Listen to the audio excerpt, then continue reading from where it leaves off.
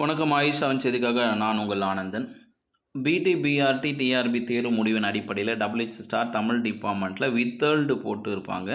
பர்டிகுலராக want of ஈக்குவலன் Jio அப்படின்னு சொல்கிறாங்க. இந்த சந்தேகத்தின் தொடர்பாக ஒரு சந்திப்பு. ஜியோ நம்பர் 268 தொடர்பான கோரிக்கை மனு சமர்ப்பித்தல். இது எங்கே நடக்குது அப்படின்னா, செப்டம்பர் மாதம் 4ஆம் தேதி வெனஸ்டே டிஆர்பி டிபிஏ வளாகத்தில் நடக்குது. அதன் பிறகு தேவை ஏற்படின் அங்கு எத்தனை ஆசிரியர்கள் வருகிறீர்களோ அவர்களுக்குள்ள ஒரு முடிவெடுத்த பிறகு Tamil Nadu state council of higher education அந்த இடத்துலையும் போய் கோரிக்கை மனு கொடுக்கறது. ஆனால் 100% ரெண்டுமே நடக்க போகுது. டிஆர்பியில் இணைந்த பிறகு 268க்கு தொடர்பான கோரிக்கை மனு சமர்ப்பித்தல், அதன் பிறகு அங்கிருந்து Tamil state council of higher education போகிற மாதிரி ஆசிரியர் குழுக்கள் அங்கே செல்கிறாங்க. விருப்பம் இருக்கிறவங்க நீங்கள் அந்த இடத்துல போய் கனெக்ட் ஆகிக்கலாம். இந்த டிபிஐ வளாகத்து செல்வதற்கான வழிகாட்டும் வாட்ஸ்அப் க்ளூ லிங்க் நான் டிஸ்கிரிப்ஷனில் தரேன். 4ஆம் தேதி கவுன்சிலிங் நடத்தணும் அப்படின்றத கோரிக்கை மனு கொடுக்கறதுக்காகவும் எல்லா சப்ஜெக்ட் டீச்சர்ஸும் போகிறாங்க. அதில் நீங்களும் போய் கலந்துக்கலாம்.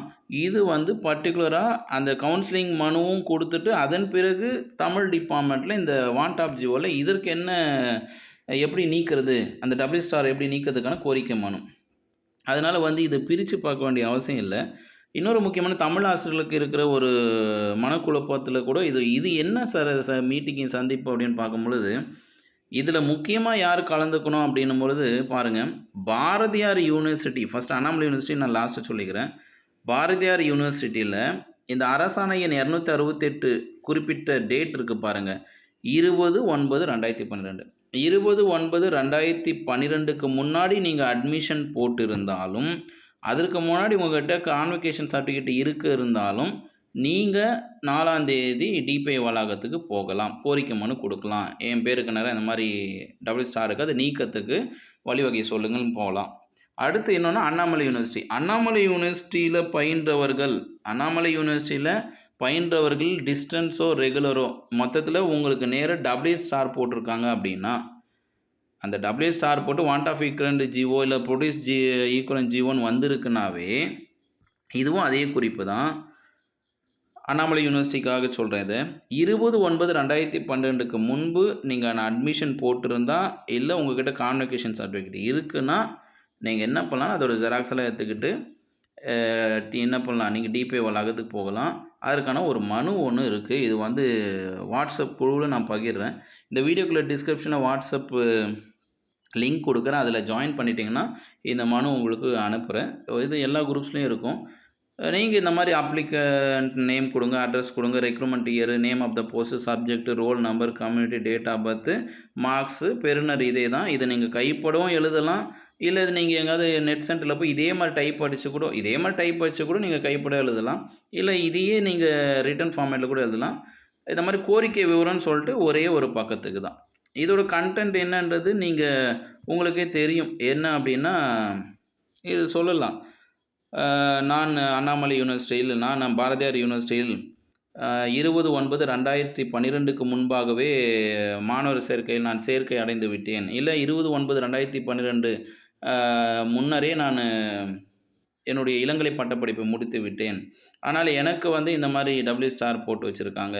இதை நீக்குவதற்கான வழிவகைகள் என்ன என்பதை தெரிவிக்கும்போது தாழ்மை கேட்டுக்கொள்கிறேன் அப்படின்றத இந்த சான்றிதழுக்கான ஈக்குவலண்ட்டுக்கான விளக்கத்தையும் தருமாறு கேட்டுக்கிறேன் அப்படின்ற ஒரு விஷயத்தை நீங்கள் எழுதிக்கலாம். அதற்கான டிஸ்கஷன்லாம் உங்களுக்கும் தெரியும்.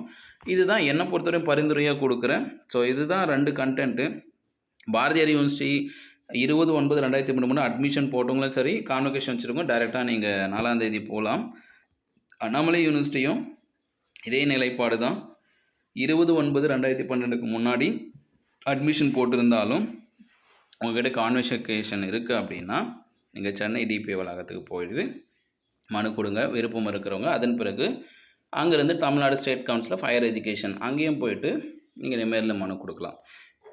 Thank you teachers. இந்த டிஸ்கிரிப்ஷனில் லிங்க் கொடுத்துருக்கேன். இது எல்லாமே செலெக்ஷன் லிஸ்ட்டுக்காக மட்டும்தான். இந்த வீடியோக்குள்ளே டிஸ்கிரிப்ஷன் லிங்க் கொடுக்குறேன்னா செலெக்ஷன் லிஸ்ட்டில் இருக்க டீச்சர்ஸ்க்கான லிங்க்கு தானே தவிர மற்றபடி சிவிக்கு போனவங்களுக்கான லிங்க்கு கிடையாது. கூடுதல் வேக்கன்சி லிங்க்கு கிடையாது. சிவிக்கு போன லிங்க்கு கிடையாது. அதே மாதிரி பிடிடிஆர்பி எக்ஸாம் எழுதிட்டேன், அப்படின்ற லிங்க்கு கிடையாது. பர்ட்டிகுலராக செலெக்ஷன் லிஸ்ட்டில் இருக்கிறவங்களுக்கான லிங்க்கு மட்டும்தான். ஏன்னா நம்ம அந்த செய்தி மட்டும்தான் அந்த குரூப்பில் பகிரப்பட போதும். அதனால் மற்ற ஆசிரியர்கள் அந்த குழுவில் இணைஞ்சு அந்த தகவலை பார்த்து உங்கள் நேரத்தை நீங்கள் இழக்காதீங்க. கூடுதல் வேகன்சி தனியாக குரூப்பில் செயல்படுங்க. அடுத்த தேர்வுக்கு படிக்கிறவங்க அடுத்த தேர்வுக்கு தயாராகுங்க. மீண்டும் இது போன்ற ஒரு செய்தியோடு சந்திக்கிறேன்.